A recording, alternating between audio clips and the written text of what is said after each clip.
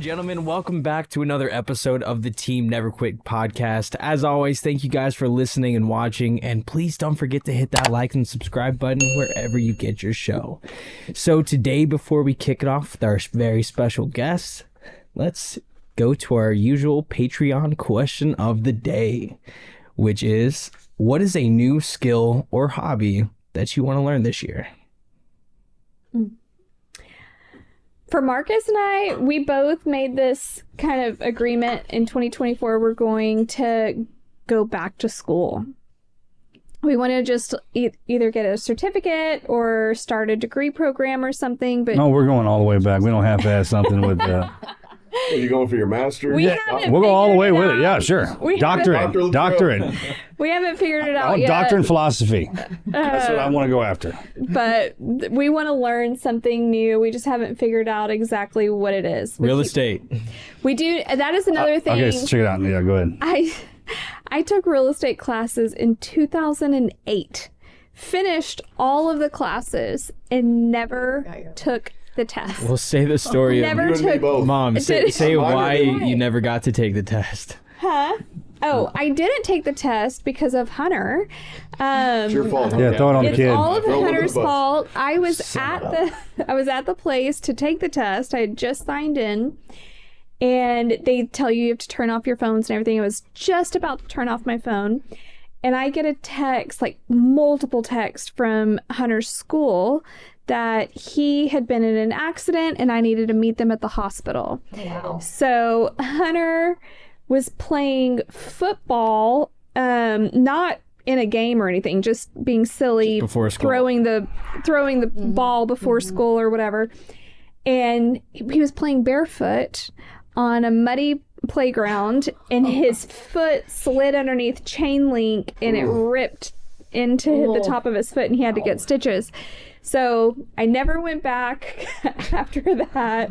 Hunter got stitches, and that's it. It's been since 2008, and I need to go. I just want to finish it. It's finishing something I started. The curve already. Yeah. 2024 finished what you started something. So he started his scuba diving calls. Nice. And didn't finish up. But our youngest have come of age now, so we're all going to go back and get it done. Yeah. That's been on our list too. We I actually have a friend that has a scuba diving class. Tap, we're all going together. Yeah. I mean that's all of our friends go scuba diving. They go on these trips to all these great destinations. I mean, I think that'd be something worthwhile pursuing for sure. I've always wanted to get my pilot license. Oh, that's I got a neat. buddy who's doing that. He started. He hadn't finished it. Matter of fact, Trey, if you're listening, your ass has to finish. You got to get your wings by the time 2024 is over. Are you going to do it? I mean, He's got a couple flying hours. got some. You've already been up? I've been up. Oh, you have to. Yeah, you got to. Come on, man. I come from a long line of pilots. That's even worse. So you don't want to be the guy at the damn reunion that doesn't have it. Generation that hasn't done it. And, you need to do it. Dude, okay, so I ran across another one of you.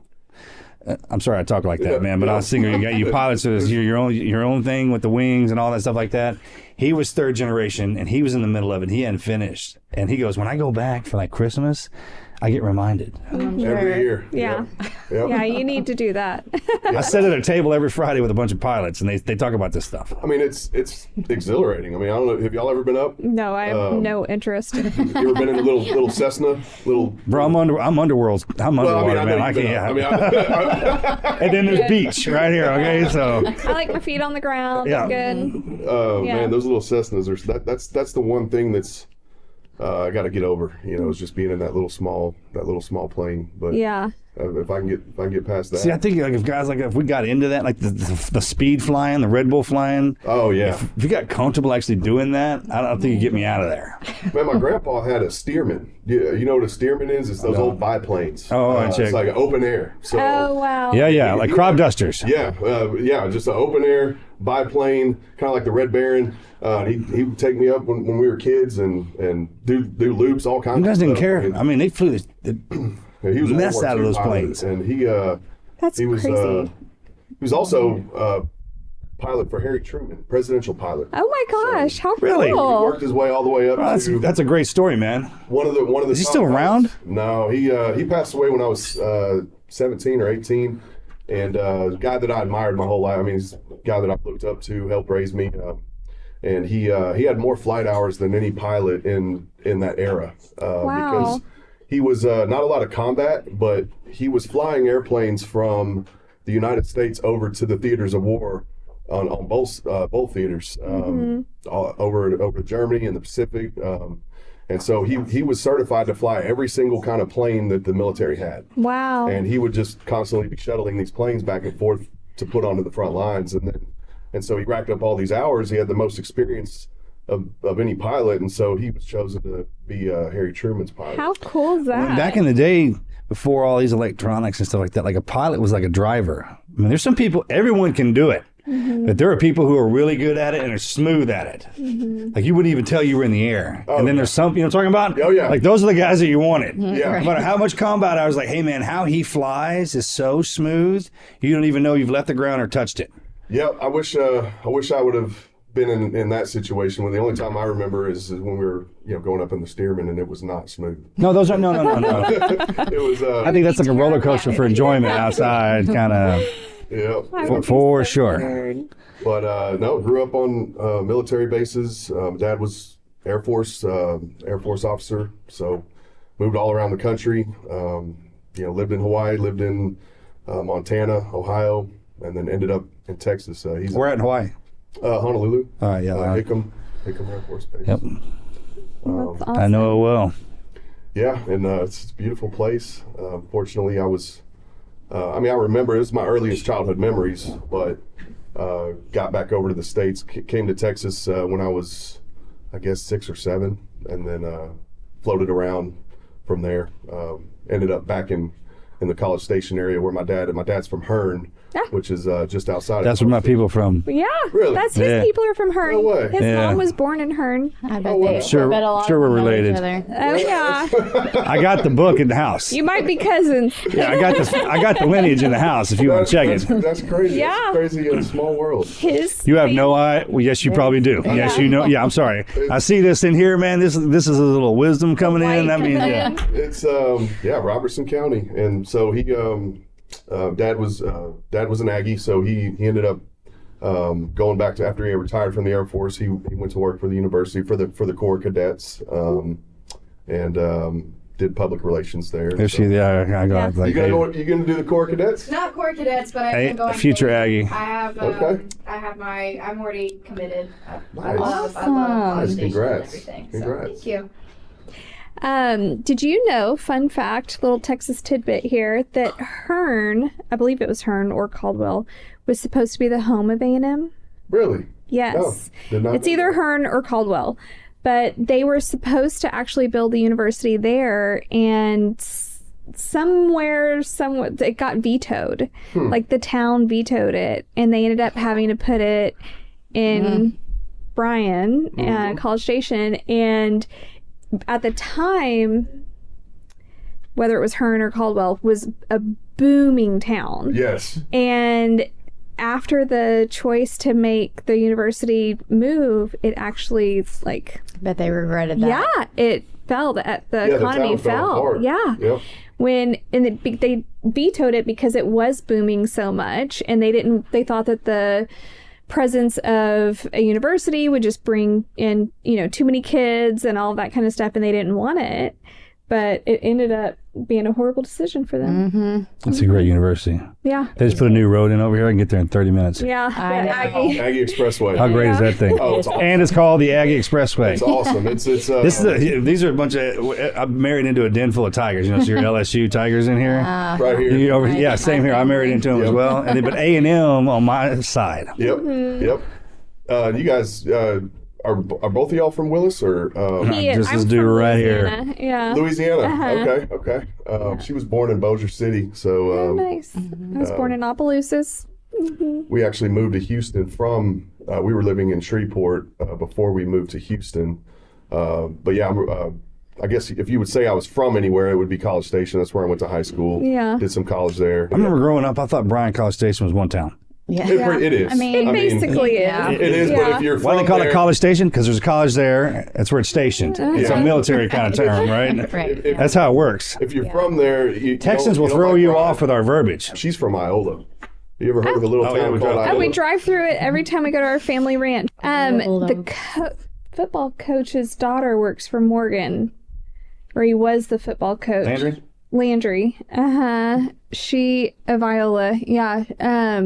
She's who answers the phone when you call Congressman Luttrell's office in Washington, D.C. In D.C., Senator in D.C. Yes. West in D.C.? Yeah, she's up there. She moved to I may- D.C. I may and have to she meet is her. from Iowa. And She's the first she thing you has see when you walk in the office. the strongest accent, and I love it. And I think that's why he put her there. He picked her. I mean, other You like reasons, the yeah, but that's strong. Yeah, of course, there's other Yeah. reasons, but I mean, Just because she's from Iowa. And not many people know about Iowa, Little honestly. We were town. there yesterday. Tell us how you settled in Magnolia and when y'all met and about your kids and everything. So what brought me to Houston was I'm in the residential construction industry, and my brother was working down here for a builder, and I was finishing up school up at Texas A&M Commerce, and was working for a builder out there as well, and he basically helped me get a job down here so I could be closer to family and make more money, and so that's what brought us to Houston. We kind of when we first moved here. We moved to Spring, and so we lived in Spring, Texas first. Then we lived in Tomball, and then we've been back in Spring for maybe 12 years, 13 years. Yeah.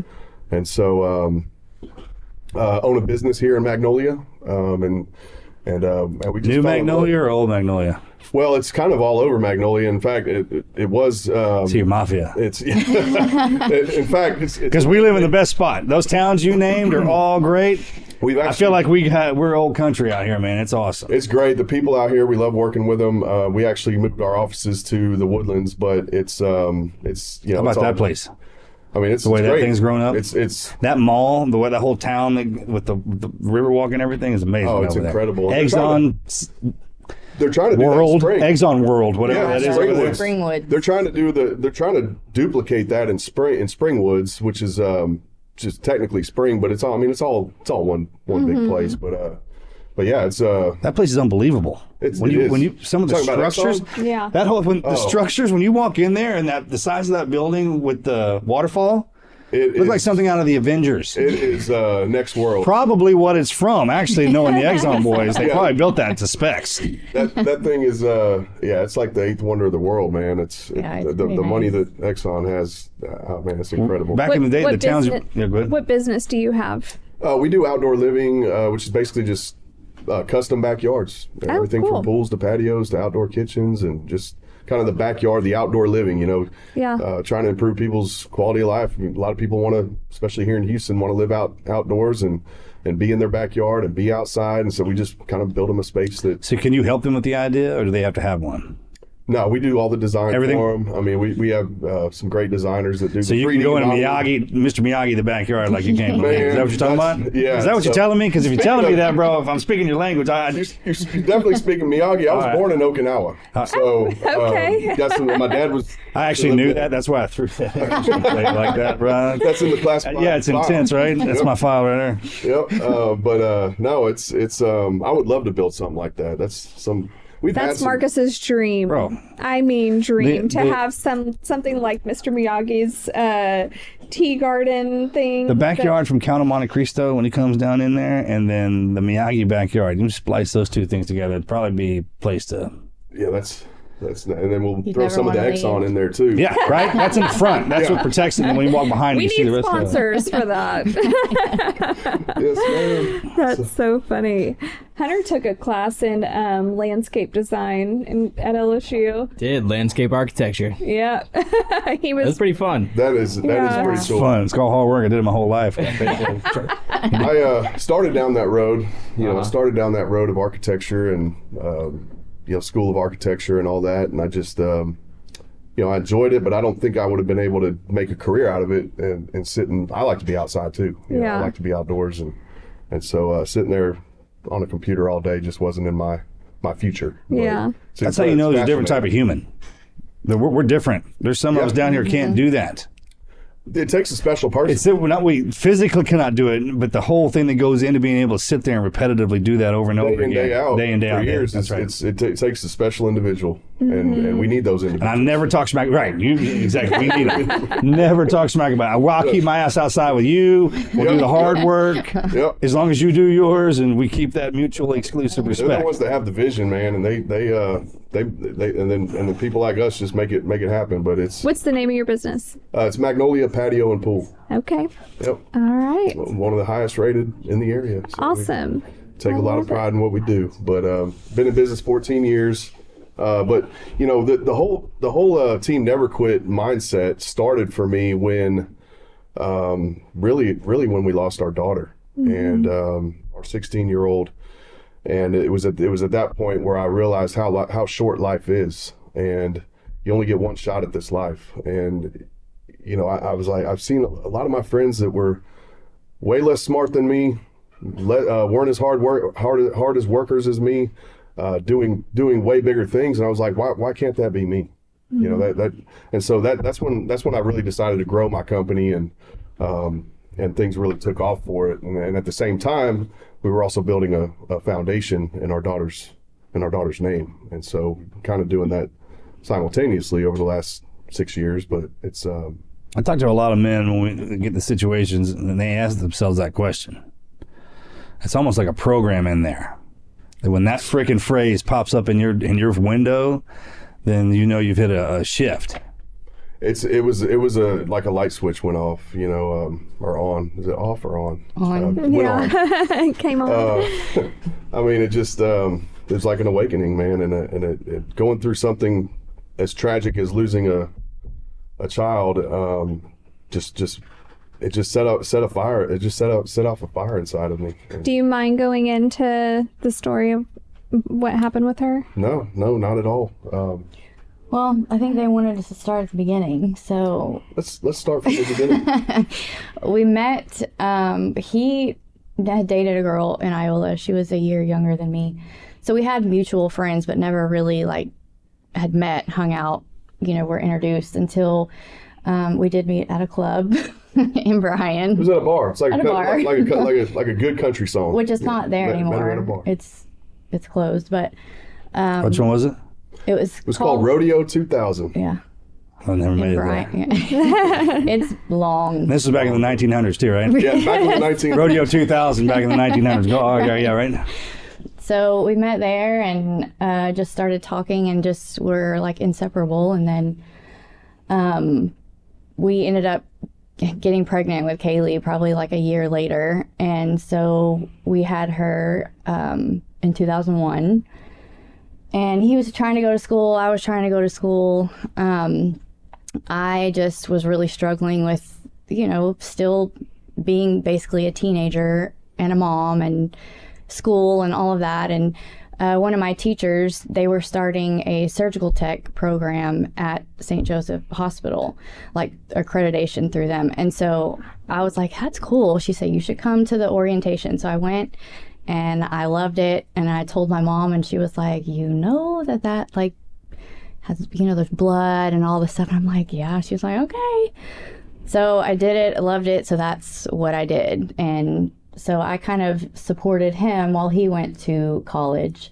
And then we actually got married when Kailee was 4. She was our flower girl. Oh, I love that. So, and then we kind of moved around a little bit with him getting a job and then transferring schools and you know, and all that stuff. And I'll tell you, having kids, especially at a young age, it definitely gives you a whole new sense of purpose. It changed everything. It's a game changer. I mean, she taught me how to be a man. And girls, the daughters are completely different. Yeah. Yes. We were talking about this earlier. It was like there's when you're at home and there's the gap. And then as soon as that kid hits the ground, you shift. Yes. Some people can stretch that gap out. Some people start real quick. Yeah. But it lit a fire under me. It does, for sure. Right? How old were y'all when you had her? I was 20. Okay. Got pregnant with her 19, had her when I was 20. I was 21 Yeah. when she was born.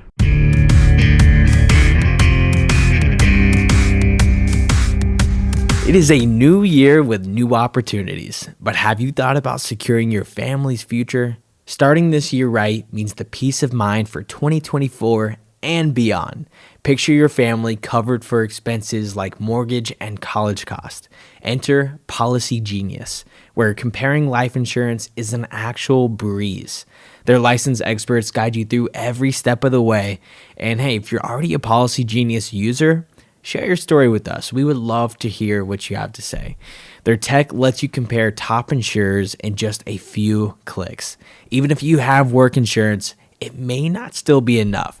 So starting at just $292 per year, you can have up to $1 million in coverage. Some options even offer same-day approval. Thousands trust Policy Genius for a brighter financial future. Go save time and money. Go head on over to policygenius.com for free quotes today. Don't miss out on securing your family's future tomorrow. That's policygenius.com, your partner in financial peace of mind.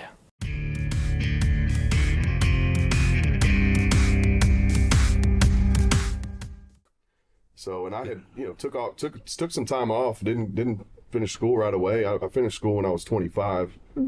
So I, was kind of in and out of school. I would, take breaks to work and then go back to school, take breaks, save up a little bit, go back to school, and eventually finished. But that girl taught me a lot about life, more than I think I would have ever taught her. As far as learning how to love somebody other than myself, more than myself, and not that I didn't love Wendy, but it's different with kids. They're different. It's just daughters are different. Yeah. It's especially having a daughter, and she just she was such a special kid from day one. I mean, she was the kind of person that would, even from a young age, she could talk to anybody. She was like an adult. She would go into a room and make her presence felt.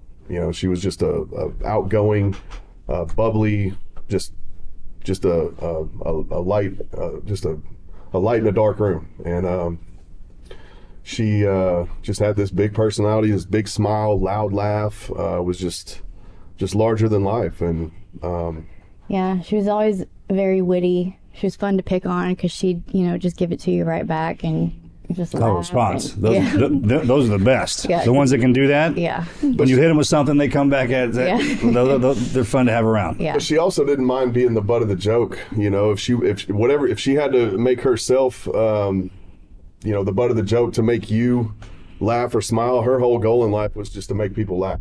And I actually had an opportunity to have a really deep conversation with her the week before she passed, and I asked her, like, what do you want to be remembered? How do you want to be remembered to your friends here in high school? She said, I just want to be somebody that was remembered by making people laugh and smile, and remembered for my sense of humor.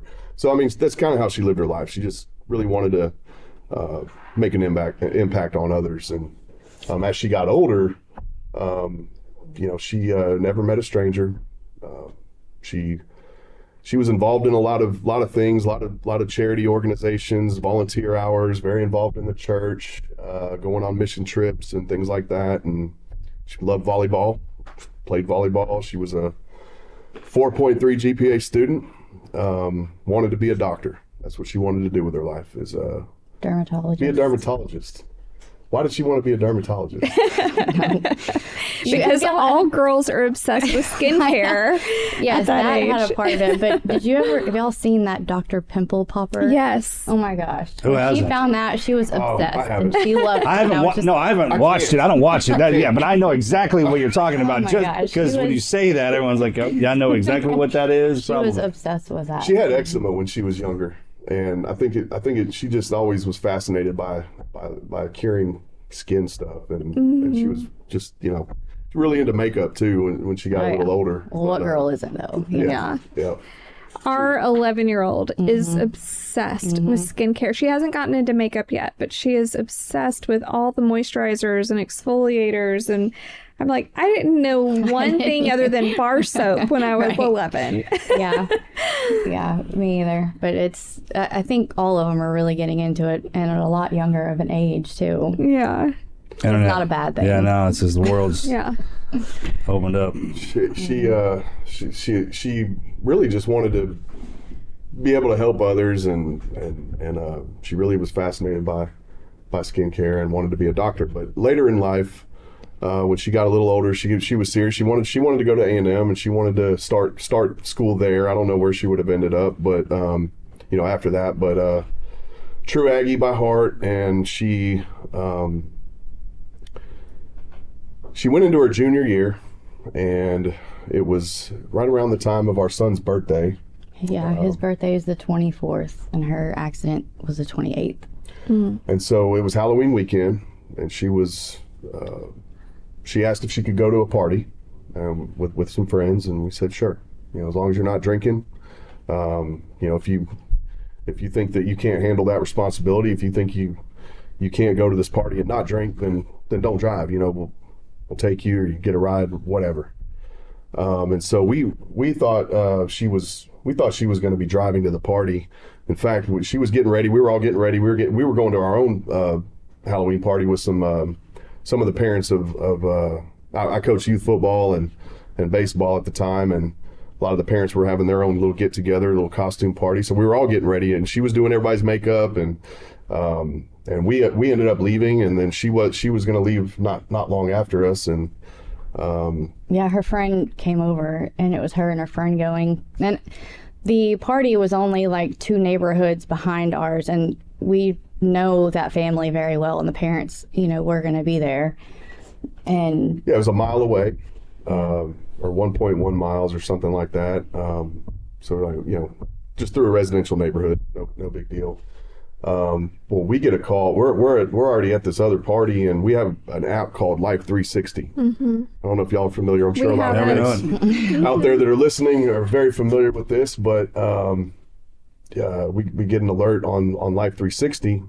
But actually, we got a phone call. Right, it was Leah's mom saying that the girls had been in a crash, and we looked on her phone, and it had just gotten the alert, and saw that she was just a couple blocks from our home. I mean, it was right outside of our subdivision is Rothwood Drive, and there's some baseball fields right there, and it's a 30-mile-an-hour road, and it just kind of goes between neighborhoods and kind of connects one neighborhood to another. So very dark road, but so we're like, okay, maybe she pulled out and got T-boned or something. No big deal. We're not thinking the worst. I mean, I know Wendy, you were probably panicking more than I was. Pretty calm. I was like, it was no big deal. She's trying to call Kailee and can't get her on the phone, and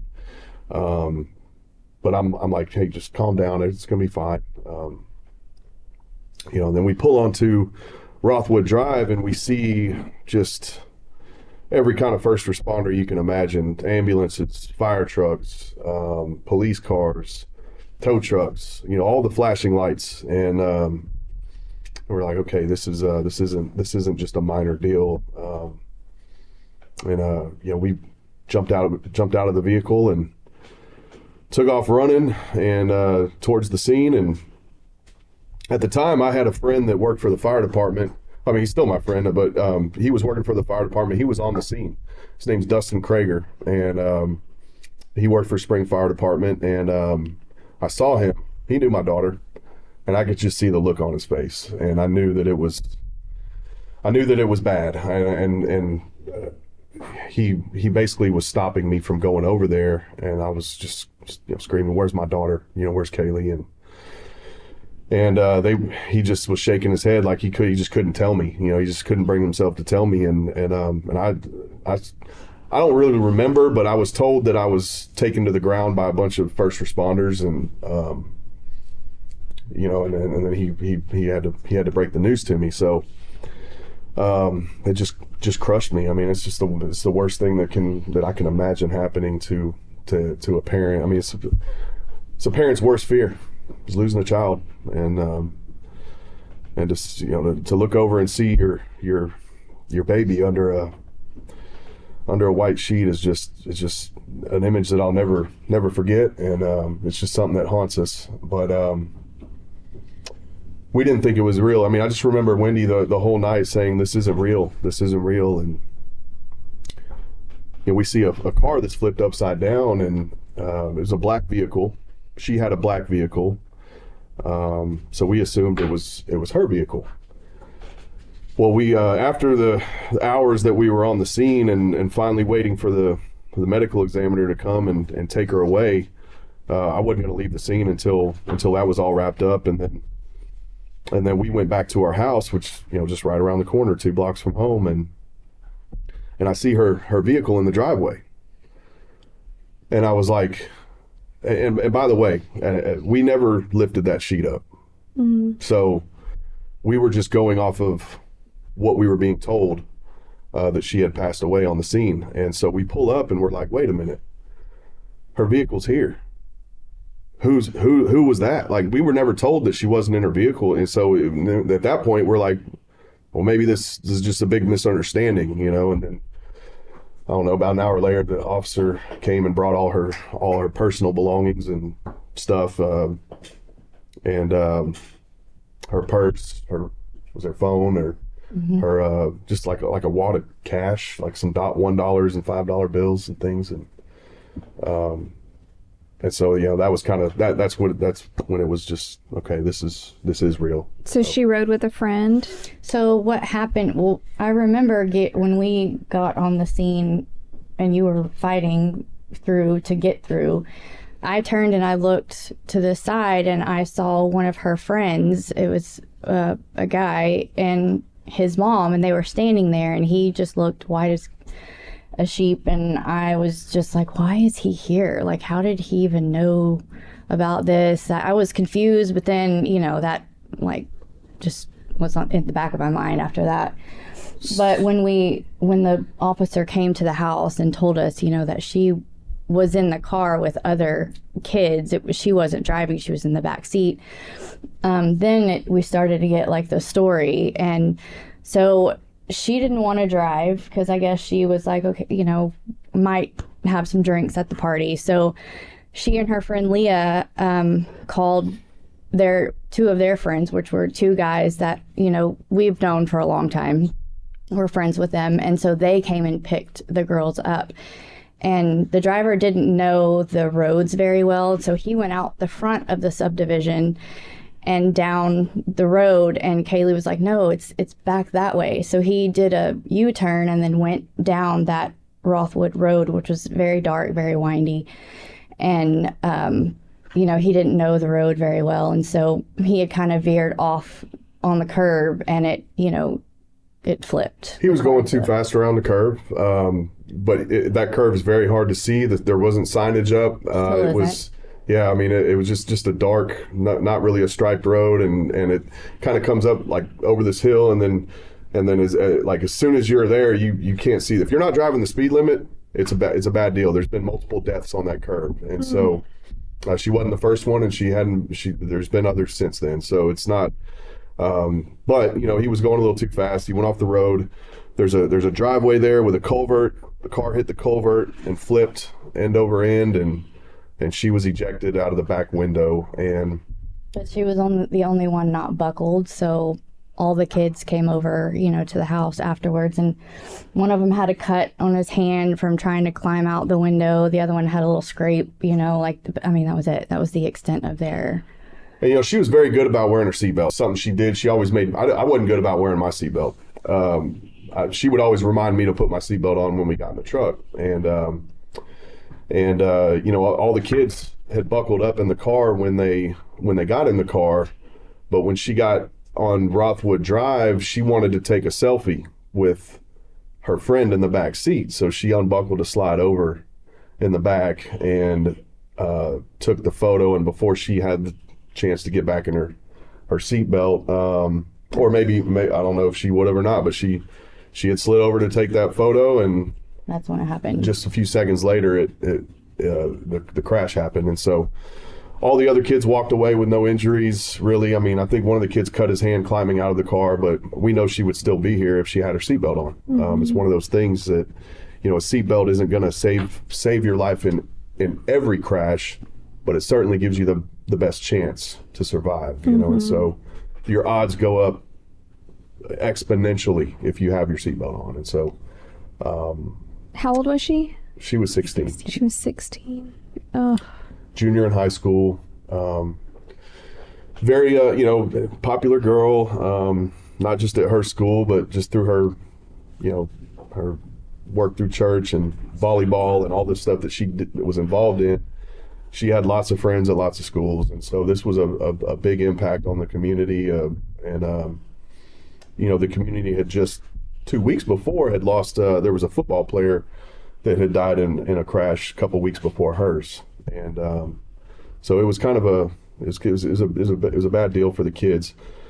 A couple days later, I was out there at the scene of the crash, and we went out there to put a cross up, a wooden cross that we made. And a few hours later, got a phone call from a neighbor saying there's got to be a couple hundred kids out there at the crash site. And I said, well, let me go out there, and I'm going to go out there and talk to them. And I'm not a big public speaker. I've never been really comfortable with public speaking or anything like that, or talking in front of crowds, but I just felt like these kids needed to hear a message of how important it is to be safe in the car, and to speak up if somebody's doing something unsafe. Have the courage to, when it comes to your safety, have the courage to stand up and say something, hey, slow down, or hey, put your seatbelt on, or, look out for each other when you're in the car. So I went out there to give them a pep. They're hurting, we're hurting, and I just felt like they needed that message. And it was so well received and made such a big impact. I was like, I need to do this more. I need to do more of this. And I told them, you've got to be selfish when it comes to your safety. Be selfish about your safety. And they created this hashtag, and it kind of went wild. And then we were trying to plan a funeral for our daughter, and I was trying to make sense of it. Trying to find answers. I had a million questions in my mind. How did this happen? What led to this? How did we get here? How many other people are impacted by this? How many other families are out there dealing with this kind of tragedy? And so I just, I can't sleep, I'm just doing research, trying to make sense of it. And I was like, so I did find out a lot of information that I didn't know before, and figured out how big of a problem it really is. And I was like, wow, we need some kind of ribbon to use at her funeral. There's you see all these, there's a ribbon for everything. Mm-hmm. There's a ribbon for every kind of cancer. I mean, all these different causes of death have ribbons. But I was like, this is the leading cause of death in America for teenagers and people ages 1 through 54. There's got to be a ribbon out there for it, but there wasn't. And so I created one. I just started doodling and called my graphic designer, my website designer, and said, hey, I'm going to send you some. Can you get this put in a digital format, and I'm going to get a bunch of them printed for the funeral. Well, man, we couldn't print them off fast enough. There were thousands of them. Everybody in town wanted one. They were putting them on their cars. They were putting them everywhere, and it just kind of went viral, and it was then I realized, there's such a big need for this, that I think the seatbelt message had gotten lost in the shuffle of the texting and driving, and that was really the focus of road safety was texting and driving. They still have, I don't mean to cut you off, but they still have drivers. Remember when we were kids? It was in school. Like that in school. Yeah. It's they not don't do it in school anymore. Who removed that? First of all, that was fun when you're a student. Yep. And then two, it took a burden off the parents. Like, because there's the way it is now, some of that stuff we did back in the 1900s was pretty legit. Yeah, back in the 1900s. And we had some great messages too, right? About like, don't mess with Texas. Yep. Right. Remember, that was a great one. I don't know where that went. Yeah. And then definitely the seatbelt one. The buckle up. Click it or ticket. Click it or ticket. Yeah. So click it or ticket, which I became a spokesperson for Click It or Ticket for the state of Texas. That next year. The following year, they chose Kailee as the story they wanted to highlight for that campaign, and it ended up being the most successful campaign they've ever done. And so they ended up bringing us back the following year, and did something different, but it was still about Kailee. And Well, that first year, as hard as it was very impactful because they would set up these bleachers, and on all the bleachers, they painted white tennis shoes. So they collected a pair of tennis shoes from every death in Texas from the families of every. So it was a pair of white shoes. They had these bleachers, and it was all set up. They were all spray painted white, and then they used Kaylee's as hers were pink, and so hers kind of stood out. But to see that visual of all these empty pairs of shoes, and people should be standing in those shoes, if they had been wearing their seatbelt. There was like 1,000 pairs of shoes, and so that's just. I'll put like a kill switch in the car that activates with that seatbelt. The technology's there. It's it's got to be. there. We have stuff on a in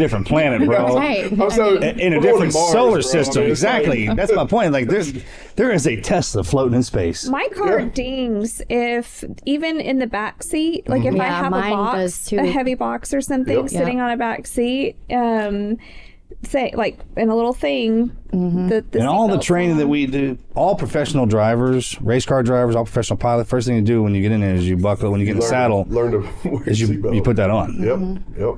I mean, it's important for sure. Yeah, it's like this. You're going to be in a crash at some point.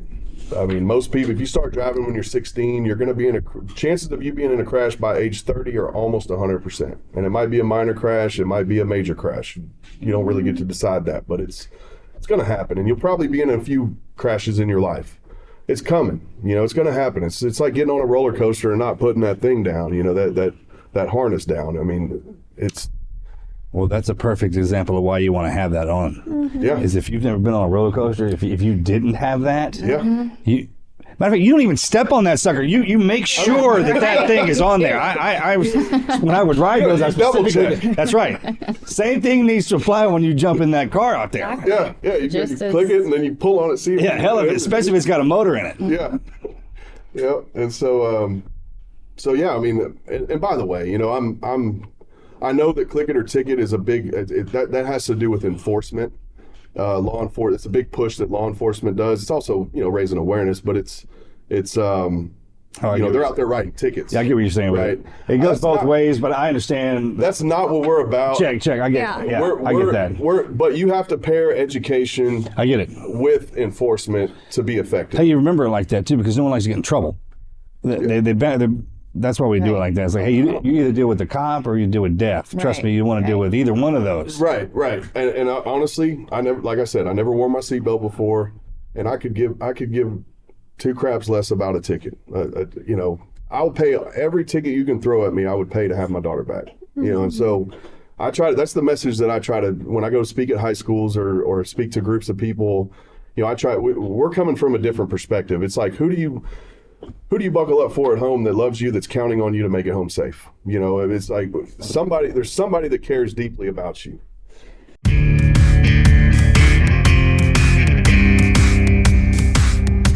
It's time to talk about your financial wingman. Navy Federal Credit Union.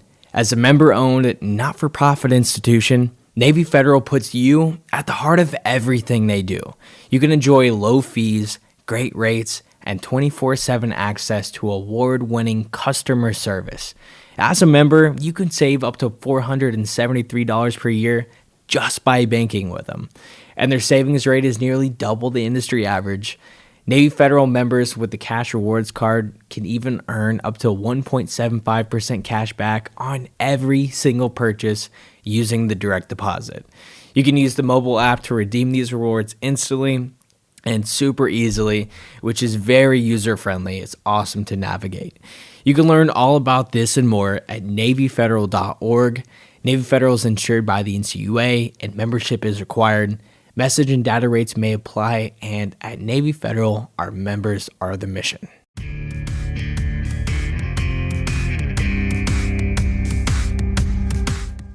There's somebody that is depending on you to make it home, and that's why you do it. You don't do it because you're going to get a ticket. We're really trying to get them to really comprehend and understand, and not come to them as we're talking down to them. We're really trying to really get them to think and understand why it's important, not just because you get a ticket. Well, yeah, no, it's first that's not question. it at all. Right. Yeah. It's part of the procedure. Like there's everything that you do in every part of your life. Yeah. When you jump on that ride, you got to put that on. Right. So Well, and- at what point did y'all start the actual foundation? It was pretty Almost quick. immediately. I mean, we applied for. I knew right away that I wanted to do a scholarship. You know, and I didn't.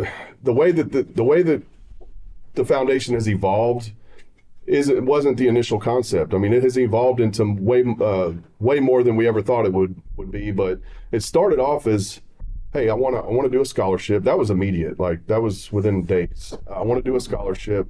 It's amazing what you think of when you're up for, 48 hours, or actually more. I think it was 3 days. Yeah, that's when it comes in. Yeah, I was up for like 3 days. I couldn't sleep, and so I'm just got all these thoughts racing through my head. How are we gonna carry out her legacy and things like that? But scholarship was one. I was like, there's money that we were gonna pay for college for her. Who are we gonna help realize their dreams in her memory?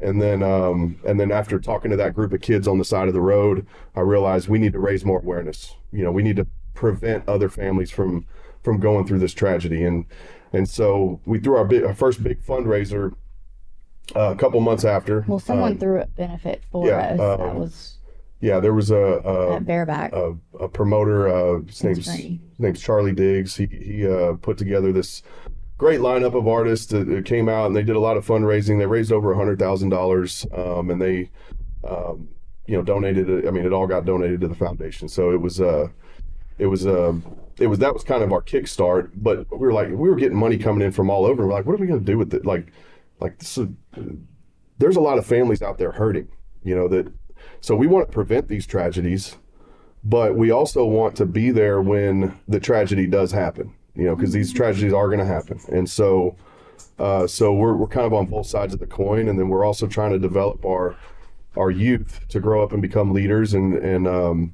hopefully, just by the way our scholarship is designed and the whole process, it achieves our mission by them raising awareness in their community. So, which I want to talk about the scholarship for a second. Yeah. It's one of a kind. It's not really about, I mean, yes, grades are important, test scores are important, but that's only about 25% of it. They have to do a campaign. They have to put together a campaign that's measurable, that they can measure their impact in their community of how many people they reached. They have to conduct surveys. They have to do social media campaigns and come up with their own creative ways of reaching people. And so, but then they also have to interview a parent or a set of parents that have lost their teenager in a car crash that wasn't wearing their seatbelts, and then they have to write an essay about it. So that whole process just it changes their lives. It's something that they never forget, and they're able to make a huge impact. Whether they're the big winner of whether they're the winner of the big scholarship, I don't think we've turned down any kid yet. I mean, everybody's gotten something for participating. But of course, there is those big scholarships. Last year, we were able to do a full ride scholarship. I hope we were able to continue that as every year. And so, yeah, that's something that we've grown. One of our programs that we've grown over the last several years. And then the family assistance thing is big. I mean, we're able to step in and help pay for funeral costs, medical costs, send care packages, just things that we know those families need, because we've been through this. So we know, and a big part of that was, I mentioned earlier that there was another kid that had passed away a couple weeks before our daughter. And his name was Tyler Spillman. And our daughter was very close with Tyler, and she was pretty tore up about it, but we didn't know Tyler. We didn't know his family. But we're at Kailee's funeral, and Tyler's parents showed up and came and introduced themselves, and they're hurting. They just buried their son the week before, and they are at our funeral, our daughter's funeral, supporting us, and that meant the world to us. I mean, that and to be able to connect with somebody that's going through the same thing we're going through, we wanted to provide that and create that kind of community. And so that's really where the family assistance thing was kind of inspired by that. You think you're alone? Yeah. Yeah, we did. That's the worst. Yeah. Yep. I mean, suffering's one thing. Suffering by yourself is completely different. Yeah.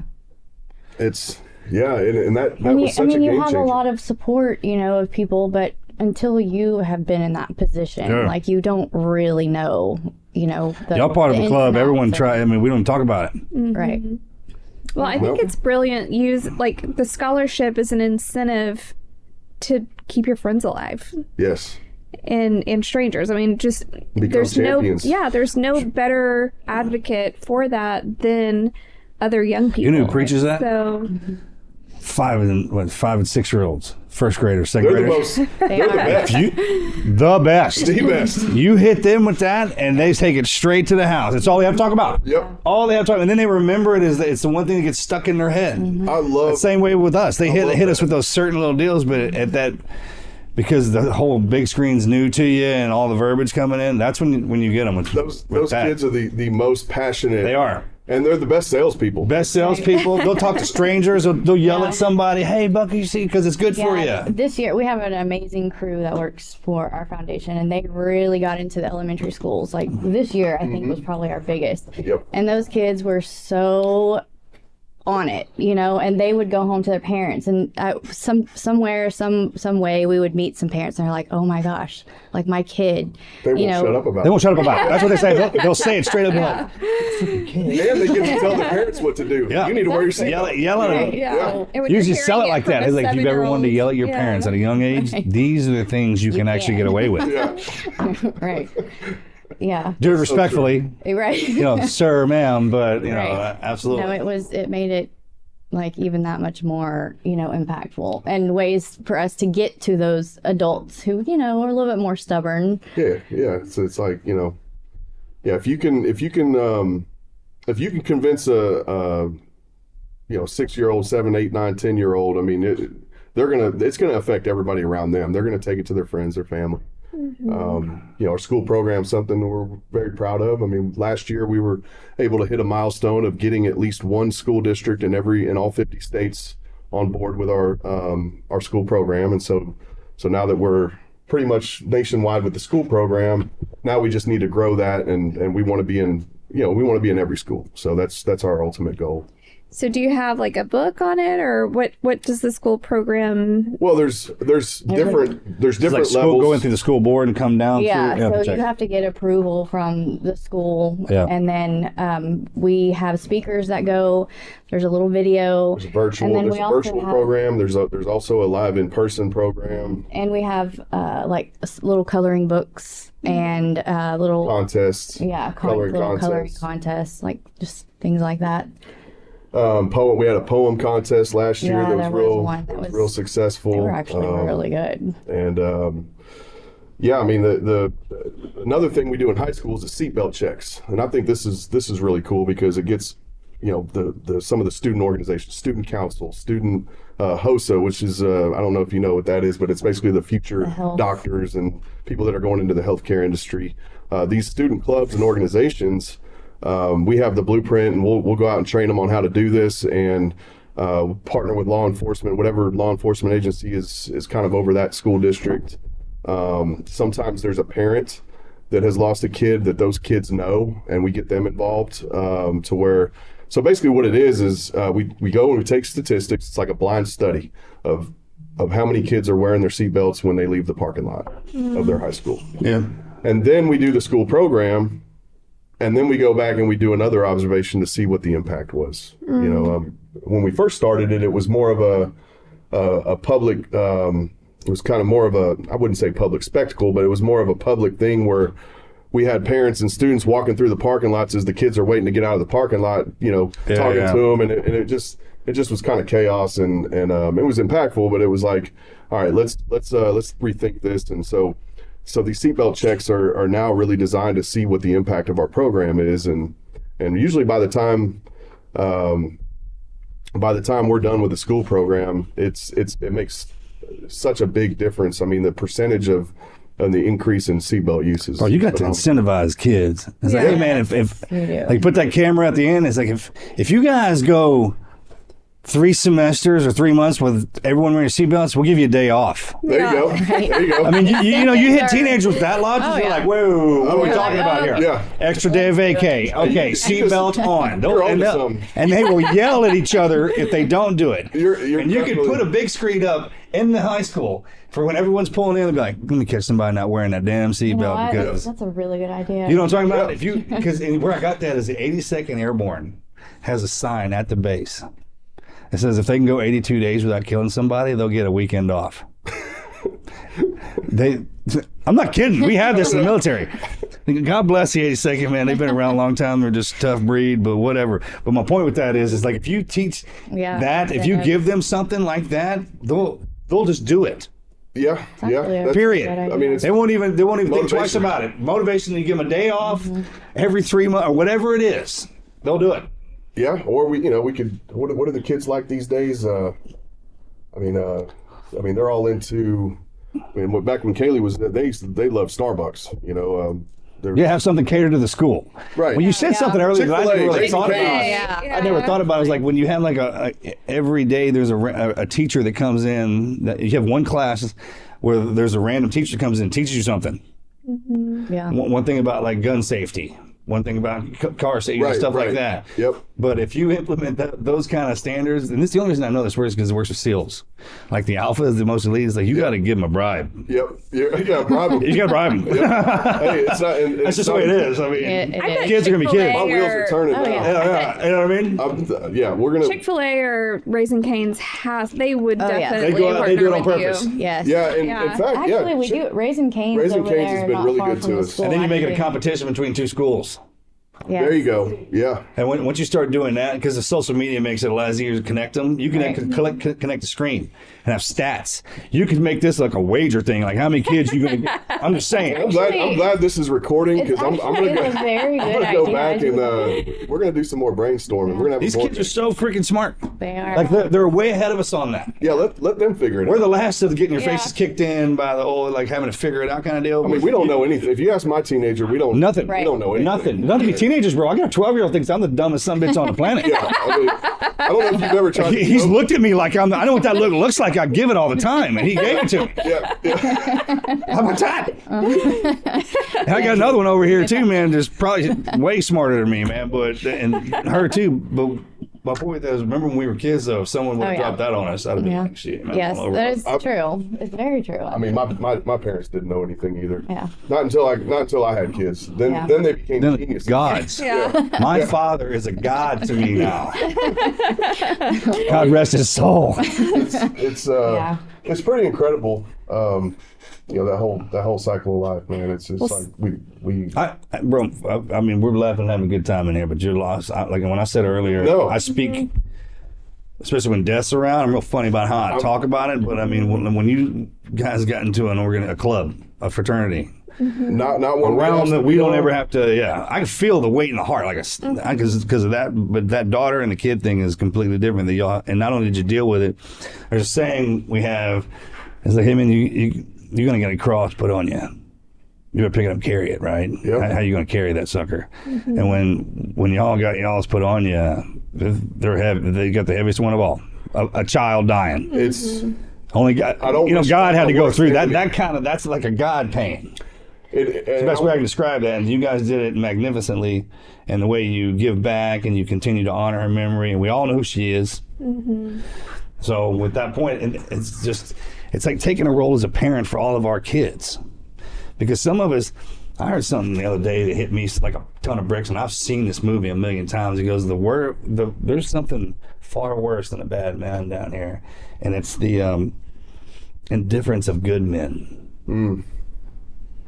And I didn't even know what that meant until recently, and when I heard it loud and clear when they said it that time, and I was like, oh okay, all right, yeah, all right. Good dudes rally up. When we get hit, we don't go back down. We damn sure don't stand still. No. I mean, that was I had a choice to make, you know, and it was either wallow in suffering and pain, which that's going to be there anyway. Anyways, it's going to be there. That's either way. there.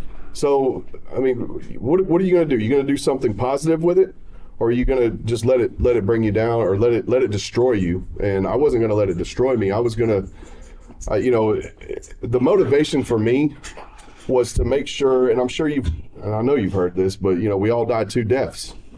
And then the first one is when we leave this earth, and the second one is when nobody remembers your name. And as a parent, I'm not going to let her die again. I failed her the first time, and a dad's job is to protect their kids.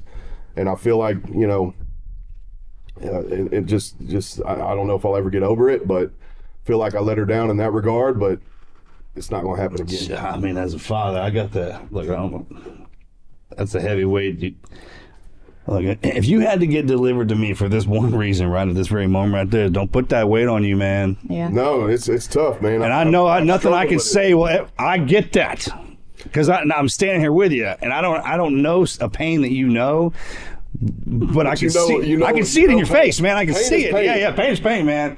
And however, get your ass there. Just don't do that part, all right, bro? I mean, for God's sakes, and how you know that is when you're sitting there describing how she went down in that blink of an eye second. Some of the angels down here only get a little bit. You're right. And then, no, I am right. This is how this works. They'll get pulled back quick. So the rest of us have to stay in here, so don't feel sorry for something that got pulled back early. And there's nothing you could have. Nothing you can do about that. That was. You're right, and that's that is not that is not on you at all, man. I've played this scenario in my head. There's an infinite amount of choices that could have. You just pick one. I mean, you can't play that game, because who's to say that one thing? Man. I mean, that all roads didn't lead to here anyway. Right. So we did that a long time. Sure, ago, yeah. And. Yeah, I mean, it's I will say you're always gonna have your regrets, but that weight you have to, you can't have that anymore, and that it's hard to change that mindset. No, but that is motivation for me is to make sure. No, that's a father thing. You can't. That's ingrained in that. Yeah, I don't know if I'll ever shake that, but I will say this: none of this would have been possible. Or if I wouldn't have forgave the kid that was driving the car. That's finding forgiveness in your heart is probably the hardest. I didn't know. I get people that come to us and say, "Oh, I don't know how you do it." And you probably heard this before. I don't know how you do it. I don't know how you do it. Man, if you'd asked me 6 years ago and you'd have told me your daughter's you're gonna lose your daughter, and you're going to go on to do great things, and you're going to go on to do this and that and build this amazing foundation and company and all this stuff, I would have said, you're crazy. If I lose my daughter, that's the end of me. That's the mentality that I would have had. So I get it when I hear people say, I don't know how you do it, because I'm like, I'm with you. I don't know if I would have been asking the same questions 6 years ago. So, well, he was not in the very beginning. No. It wasn't right away. Told the family, you're not coming to the funeral. I don't want to see you. I don't want to anything. Mm-hmm. But we also are. And start talking about after. Oh yeah, I get that. I wanted him dead. I understand that. I mean, that's just an instinct. You can say that. That's part of the whole concept of the protection. I get that. That's normal, man. That you're saying that was him. He was the driver. But I will say this: I love that kid with everything. I mean, he's a big part of our family. I mean, his family and our family. You're trying to do great things. And we want the best for that kid, and he loved Kailee so much. He loved our daughter. Close, there's nothing I can do to make it worse that he's already put on himself. Right. I mean, he suffers more than we've tried everything to try to and he's doing well, and I'm glad he is, but he struggles, and we try to do anything we can to lighten that load for him. But did you pull it off of him? Oh yeah, I mean, No. Did you sat him down, looked him square in the face, pulled that off of him? I gave him a big hug and told him I loved him, and I talked to him. It was actually the day of the funeral. He said, "I'm calling him. He needs to come." All right. I was like, we're not going into. He won't shake that unless you do that. Yeah, right. I'm not going into this funeral with hatred in my heart. I'm going to send my daughter off to the Lord and to be in heaven, and I'm not going into this with hatred in my heart. And I thought about all the bad things that I've done in life. All the mistakes that I've made. I've done way worse and got away with it, and done way stupider things than that. It just didn't go his way, my whole life flashed before my eyes. I'm sitting there shaving, getting ready for the memorial service, and I'm thinking to myself, just all those bad things I've done, all those stupid choices that I've made and got away with. And I was like, you know what? It's not fair. I'm a Christian. What is the foundation of my faith? Is it's the Lord's Prayer. Is forgive us our trespasses as we forgive those who trespass against us. And it's like, how can I stand before God and ask him to forgive me if I'm not willing to forgive? And that was the end of it. That all played through my head in a moment's time. And I looked at her. I said, I know what I need to do right now. She was like, they're all looking at me like I'm crazy. Like, and they're like, what are you talking about? I was like, I'm calling Jared's dad right now. And called him up. Said, I want you to know that I forgive your son. I want him to know that. If he wants to come pay his respects, say his goodbyes, we're going to welcome him with open arms. We're going to love on him. We're going to tell him it's going to be okay. We forgive him. And that was the first step. That's towards us, finding any kind of peace and comfort and healing. So I encourage anybody out there that's listening to this, if there's somebody in your life that you're holding hatred or a grudge on, just please consider forgiving that person. I mean, doesn't mean you have to be friends with them. Doesn't mean you have to, be a part of their lives, but just let it go. Yeah. It's going to eat you up. So. How's your son doing? I mean, I would love to say that he's doing great. He struggles. I mean, he's. I feel like he's a little lost. He compartmentalized it for a long time, so he became very quiet, everything was internalized, and it's honestly been just recently we've found an amazing therapist, and she's really like helping him, and he's like, I'm ready to start working through it. And so that, he's had his struggles. This last year's been tough for him, but he's just I think he's shoved everything down for so long and hasn't really processed it, and kind of through therapy he's learning a lot about himself, and I think one of the things we've learned is that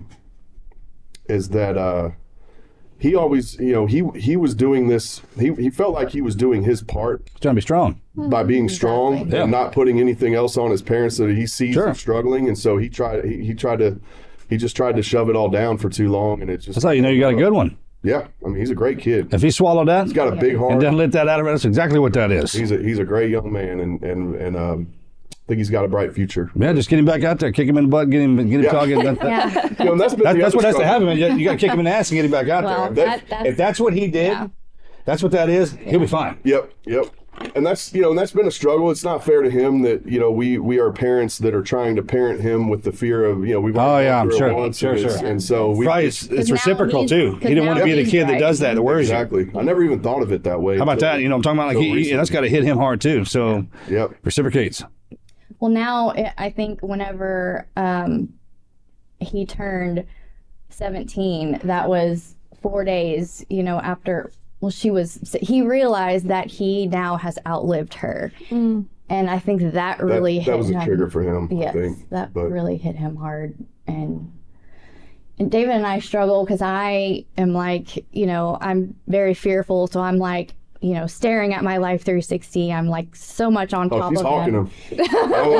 I'm like, man, you gotta let it go, He's baby. like, okay, like you're gonna have to pull back because you're driving him crazy, and it's not fair to him, so I've been having to try to kind of learn that too. It's scary, but you can't. But it's always going to be there, especially if sure. you've been down. Now it's real for us. It's like, a lot of parents are, it's never going to happen to me, and we never in a million years thought it would happen to us. But now that it has, and we realize that this is real, and it just puts a whole new level of fear in you. But it's something. We think we're doing all right. What advice do you give to other families that have lost children? We have really close friends that have lost a child, and there's this struggle that marriages go through after that, and a lot of them don't make it. Right. What do you suggest? I was never a guy, never really into that. Didn't just wasn't into it. But it got to a point where it was like, I don't want to lose you. let's figure this out. Let's figure out how to communicate with each other. Communication is a big one, because he didn't want to say things that would upset me, and I didn't want to say things that would upset him, so we just kind of didn't really talk a whole lot. But therapy, they deal with grief and things like that, and so they can help you with tools. Give you the tools. I mean, to like take out and practice at home, and it has really helped us a lot. Yeah, I mean, like I said, I've never been a fan of sitting on a couch pouring my heart out or anything, but like it's when it comes to her, I mean, she's my everything. She's and this is worth fighting for and worth doing whatever it takes to make this last. It takes some pain for them. Mm-hmm. But you're right. They take pain for us. Yeah, you're right. I mean, I mean that. Yeah. When you go through something tough in your life, it puts a strain on all your relationships. And I think it's communication and grace, because David and I also don't grieve the same way. So you kind of have to give each other grace, and understand, like, this is what you need, and I'm going to be here for you, even though maybe it's not what I want to do, or That's a great point. So, well, and you're never going to be in sync on where you're at. I didn't think about that. Most couples, when you meet and you get together and you get married, the one thing you haven't gone through together is that part. Yeah. The grief. Yep. Yeah. It's like we always tell them, get a puppy first. Just to see how one reacts, and so you can learn. Because I get quiet when I get pissed. Right. Yep. If something bad starts happening, man, guys like us, we shut down. Yeah. And that's just because you don't want to hear what comes out of that. Yeah, you don't want to regret what you Yeah, exactly. Because we have the ability to change the way you completely look at me. Yeah. Right. And when you have that kind of ability, right, then you got to learn how to keep it in the holster, sheath that weapon, because we grew up like that. Right. And when you put us in a situation like that, we can't physically fight. Yeah. That's immediately taken away from us. Yeah, that's off the table. But we got to get it out of there somewhere, and the ones around us are the ones we love the most. This is the hardest thing for guys like us, man. I will say, like the understanding that, like, there is moments where I'm okay and she's not, or vice versa, and just being there, just being there for that person, and learning, like knowing when to keep your mouth shut, but not trying to find that there's a fine line. There's got to be a balance. It's like, when do I keep my mouth shut and when do I say something? And so those are the kind of things that we went to therapy to learn, and I think it's really helped us. So to answer your question, I'm not an expert. I know what's the best advice that I would have is work on your communication. Yeah. Work on how to communicate with each other effectively, and find out what needs need to be met on both sides.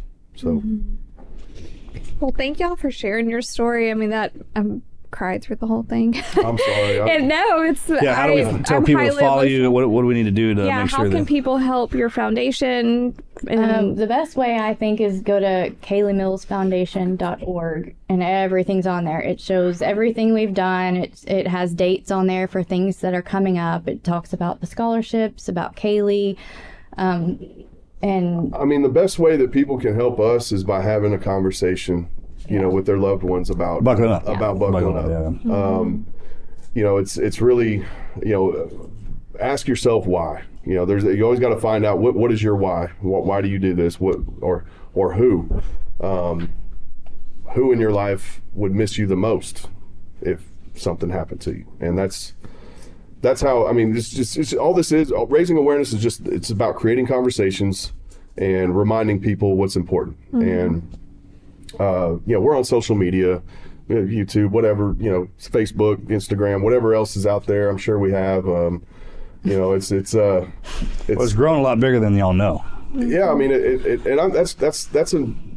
that's an honor to know that, and we hear these stories. This is another motivation, is hearing these stories of people that reach out and they say, "Hey, I was in a crash, and I had my seatbelt on, and I may not have had my seatbelt on had I not heard your story." And so that's the fuel that keeps us going. So a glimpse into the future of how many lives your daughter would have touched. Right?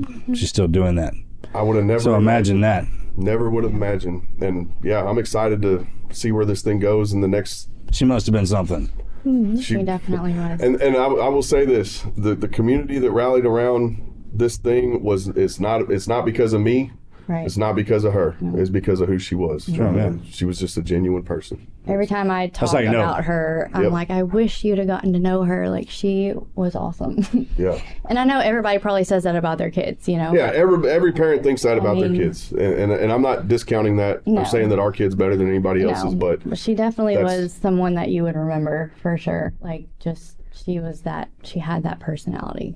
Well, that's who God takes too to teach true. lessons and to Very help true. others. And that is a lesson that I have really struggled with, but I'm really starting to come to terms with, you know, this is what she's meant to do, you know, like this is her purpose. she is able Yeah. to impact way more lives Yeah. now than I think she would have had she She set a lived out her standard. life. Yeah. A marker. Yeah. Yep. Yeah. It hits harder when something like that gets removed. Yes. With the losses that he's endured in the SEAL teams, a lot of the guys, I mean, they were just like the best guys. Yeah. And Yeah. So you got to take what they stood for. Yeah. Like each one of them bring out one thing in there. yeah. Like the guy's like, hey, when that sucker walks in, you know something happens to you. Right. Like it can just light you up. Yep. And if you're lucky enough to come across them, be around them's the best. Exactly. If you're 100%. fortunate enough. Most of us aren't fortunate enough to be around them. So when they finally get taken back, you got to take what they left you. Right. That's the only reason why they're here. When they say, when we're growing up, it was like, hey man, you just got a sign to watch out for her. Yeah. That's Jesus' kid. Yeah. Yep. All right, so like She we was got to only make here- sure this is what we do. They're here for this amount of time. We don't even know that. Right. How long they're here for. We don't get to decide. We don't that, decide that, and don't play it off like, oh, I would have been paying attention more. Don't put that on you either. Yep. Right. This is like, man, get done what gets done. Then when she's removed, which by the way you sound, by the way you told me of what happened, that's exactly, sounds to me like, I mean, it was a blessing to have her, and she got pulled out of here quickly. Yeah. I mean, I would give anything to have her back. Sure. But at the same time, you know, making the best out of a terrible situation is a choice, and that's the choice we've made. Well, thank y'all Wow. again for coming Thank you on. so much, David and Wendy, for coming down. We really appreciate you coming down here, and thank you for telling this heartbreaking story.